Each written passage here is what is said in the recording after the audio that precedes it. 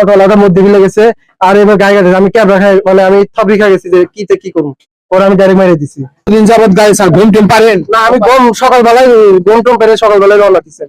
আমি ঘুম ছিল না কোনো নেশা টেশা না আমি বিড়ি পর্যন্ত খাই না।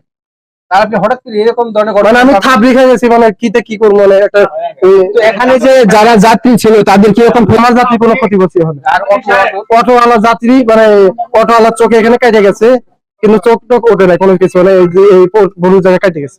ফোন দিয়েছিলাম হাসপাতালে আছে ফোন দিয়েছিলাম কিন্তু বাচ্চাটা কোনে নিয়ে গেছে এটা আমি খোঁজ নেই। বাচ্চাটার পরিস্থিতি খারাপ বাচ্চাটা কেটে কেটে যায় না এমন একটু আঘাত পাওয়া পেয়েছি।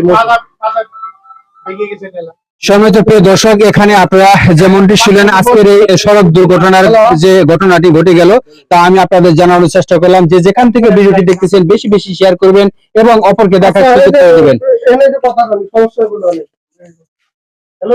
আমরা হসপিটালে দেখি আমরা হসপিটালে কার সাথে কথা বলতে। হ্যালো হসপিটাল কোন হসপিটালে মোবাইল আউট স্পেয়ার দে দাও কথা বল এই মোবাইল আউট স্পেয়ার দাও आप ऑफिस आइले ওটা করো মৌসা কোন হাসপাতালের নাম কি ভাই মোবাইল আউট পপুলার না সমস্যা নাই কিন্তু দুটেন আর বেড়া সে দুইটা সিলাই দিলে ঠিক হয়ে যাবে। আচ্ছা আপনি কি আপনি আমার গাড়ির সাথে লোক গেছে আপনি যে হাইজে গাড়ি লোক আছিলেন না? যাত্রী হ্যাঁ হ্যাঁ মুখে কথা বলেছি আমরা তো ফোন করেছি আছে আর আমি ডাক্তারের সাথে কথা বললাম ডাক্তারের সাথে কথা বললাম ডাক্তার হ্যাঁ কোনো সমস্যা নাই এই মানে সিলাইটা তেল হয় তারে নিয়ে আসছি। আচ্ছা ওই যে মহিলা টইলা আছে না কত যাত্রী আছে আল্লাহ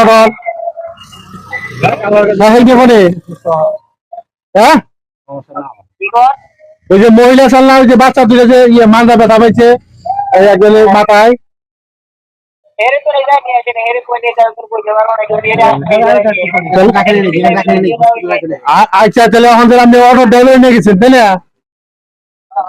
দেখি হ্যালো ভাই হ্যালো আপনি এখন কোন জায়গায় আছেন বলেন তো?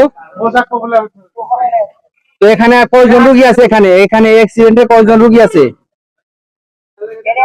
আমি একটা জিনিস ও একা আছে ওনার পরিস্থিতি কি সেটা বলেন তো ওনার পরিস্থিতি কি এখন সেটা বলেন। পরিস্থিতি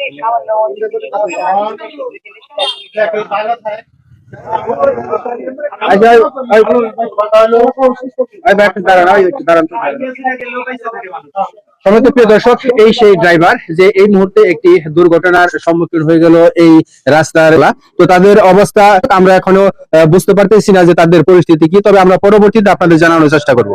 আপনার নামটা কি বলেন ভাই? মোহাম্মদ ইউসুফ থেকে আসেন।